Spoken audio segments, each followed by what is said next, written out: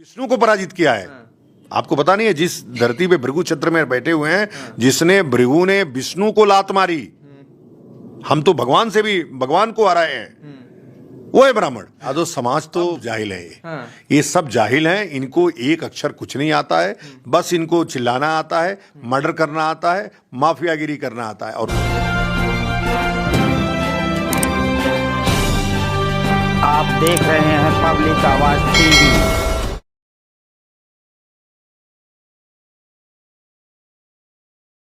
नमो बुद्धाय, जय भीम, जोहार, जय संविधान। साथियों, आज मैं आपको स्वामी आनंद स्वरूप स्वामी कहूं या देश में नफरत फैलाने वाला कहूं, मानवतावादी कहूं या हैवानियत को बढ़ाने वाला कहूं, ऐसे आनंद स्वरूप जी का बयान सुनाना चाहता हूं। सुनिए। हम तो भगवान से युद्ध लड़े हैं। अच्छा। हमने विष्णु को पराजित किया है। आपको पता नहीं है, जिस धरती पे भृगु छत्र में बैठे हुए हैं, जिसने भृगु ने विष्णु को लात मारी, हम तो भगवान से भी भगवान को हराए हैं, वो है ब्राह्मण। यही बात अगर किसी और व्यक्ति ने कह दी होती, आज पूरी भारतीय जनता पार्टी और देश के सारे धर्म के ठेकेदार उसका गर्दन काटने पर इनाम रख देते। सरकारें तुरंत मुकदमा दर्ज करके अब तक उसको गिरफ्तार कर चुकी होती। देश के सारे मुख्य मीडिया चैनलों पर उसके ऊपर डिबेट चल रही होती। लेकिन मैं पूछना चाहता हूं आप सबसे, अभी अभी जो ये आनंद स्वरूप जी बोल रहे थे, क्या किसी भी मीडिया चैनल पर इसके ऊपर कोई चर्चा हुई? वो पूरे यादव समाज को कितना गंदा शब्द इस्तेमाल करके बोल रहे हैं। वो कह रहे हैं जो भी ब्राह्मण से कर्मकांड नहीं कराएगा वो ईसाई है, वो वामपंथी है, वो मुसलमान है, और जाने ना क्या क्या।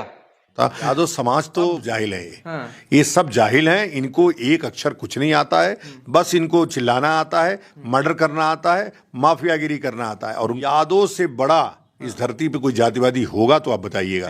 अच्छा। वो जाहिल हैं, वो नफरती हैं, वो लेफ्ट वामपंथियों के इशारे पे चलने वाले लोग हों, वो इस्लामिस्ट हैं, वो ईसाइस्ट हैं। तो जो जाहिल है वो जाहिल ही रहेगा। मैं उसको इस्लाम की औलाद मानता हूँ। ये जो यादव सेना जैसे कुकुरमुत्ते टाइप के लोग जो उगड़ रहे हैं ना, इनको इतना उल्टा सीधा क्यों बोल रहे? मतलब इनका कहने का मतलब ये है कि ब्राह्मण से पूछ के सारे काम करें तो आप एक अच्छे इंसान हैं, और अगर आप ब्राह्मण से बिना पूछे अपने जीवन के निर्णय लेते हैं या अपना दिनचर्या जीते हैं तो आप इंसान नहीं हैं।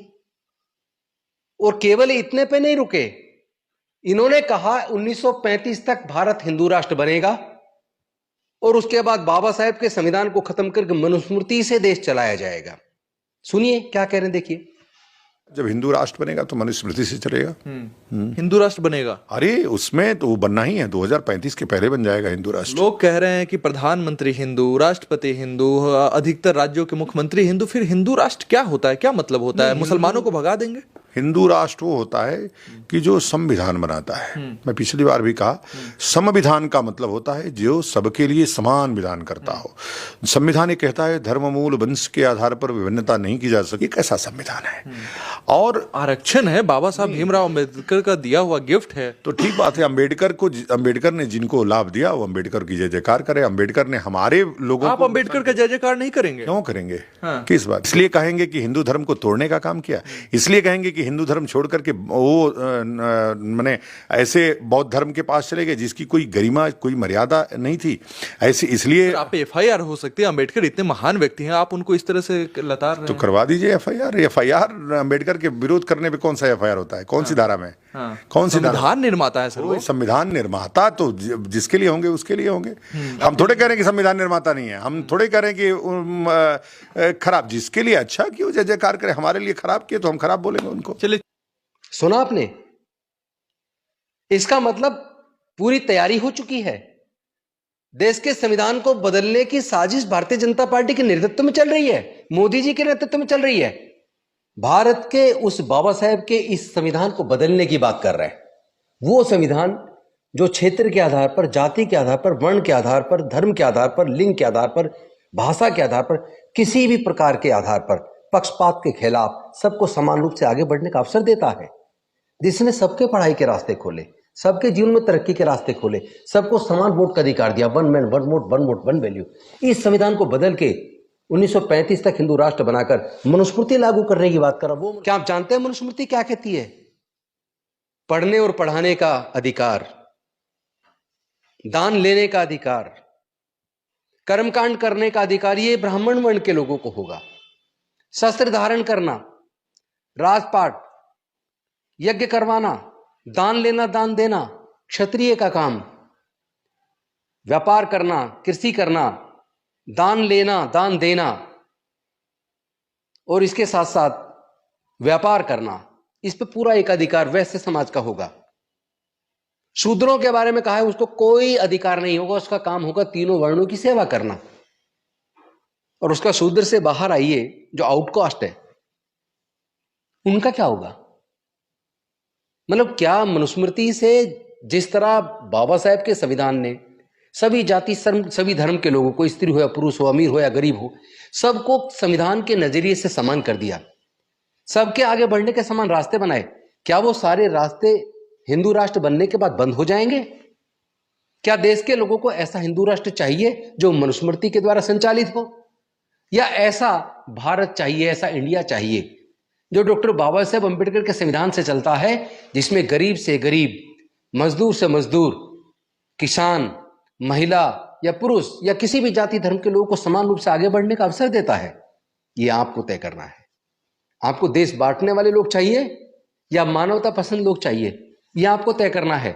ऐसे नफरती लोगों से आज सजग होने की जरूरत है। मैं देखना चाहूंगा कि भारतीय जनता पार्टी की सरकार ऐसे नफरती, मानवता के विरोध में जाकर हैवानियत पैदा करने वाले, काली सेना बनाकर युद्ध छेड़ने की बात करने वाले ऐसे नकली साधु को आप मुकदमा दर्ज करके जेल में डालेंगे या नहीं डालेंगे? मैं ये भी देखना चाहूंगा पूरे समाज को, जो ब्राह्मण से बिना पूछे अपना जीवन जीना चाहते हैं, जो ब्राह्मण से कर्मकांड नहीं कराना चाहते, ऐसे सभी लोगों को जिस तरह की गाली देने की बात ये महाराज जी कर रहे हैं, इनके खिलाफ किसी मीडिया चैनल पे डिबेट होगी या नहीं होगी? और तो और जो भगवान को लात मार के हराया, हमने हराया, ऐसा दंभ, ब्राह्मण होने का दंभ, हमने विष्णु को हराया, भगवान को हमने हराया, यानी इसका मतलब डॉक्टर बाबा साहेब अंबेडकर सच कहते थे कि भगवान को, वर्ण व्यवस्था को, जातियों को ब्राह्मण ने बनाया। इसका मतलब क्या देश की बदहाली का कारण ये पर्टिकुलर कास्ट है? इन पे सोचने और चिंतन करने की जरूरत है। मैं जातिवादी नहीं हूं, मैं किसी जाति के आधार पर, धर्म के आधार पर किसी के साथ पक्षपात करने के फेवर में नहीं हूं। मैं तो ब्राह्मण के भी खिलाफ नहीं हूं, लेकिन मैं ब्राह्मणवाद के खिलाफ हूं। आज दलितों में भी ब्राह्मणवाद पनप गया है, मुस्लिमों में भी ब्राह्मणवाद पनप गया है, ईसाइयों में भी ब्राह्मणवाद पनप गया है, सिखों में भी ब्राह्मणवाद पनप गया है। ब्राह्मण का वाद का मतलब कोई जन्म से नीचा, कोई जन्म से ऊंचा, छुआछूत, पक्षपात, भेदभाव, ऐसे किसी भी भेदभाव के खिलाफ हम हैं। सजग रहिए ऐसे लोगों से जो देश को तोड़ने की साजिश कर रहे हैं, जो समाज के अंदर नफरत पैदा कर रहे हैं। निश्चित तौर पे लोग देश तोड़ने के लिए जिम्मेदार होंगे।